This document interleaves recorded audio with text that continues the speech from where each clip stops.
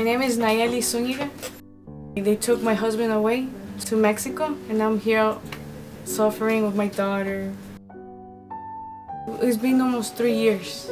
3 years. I've been here 3 years along with my daughter. Not alone, but still I feel alone. I live with my parents, but it's not the same thing. I met him like for 2 years. I fell in love with him. Like we wanted to make something serious. We never thought this was gonna happen. He went to Fort Lauderdale to get a job over there in concrete, and he went to like the wrong street, and some police stopped him. I thought I was gonna live with him forever, happy with my daughter, having more kids, and having a good future.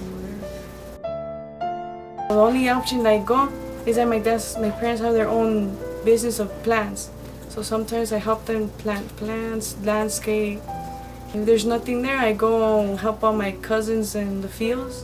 So I know how it feels working at the fields. It's really bad.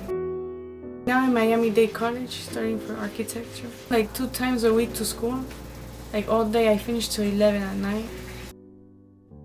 I went in December and saw him over there. You see, he got so happy he saw the girl. Yeah, really happy. She's really happy, but she like knows that there's something wrong with her. Like when he calls me from Mexico, the first thing that she always tells him that why he's over there. Sometimes she says, "Oh, I want a toy or buy me like cowboy boots." She wants one, like, and my husband tells her that soon that I'm gonna buy whatever you want when I come back. Just soon, just hold on.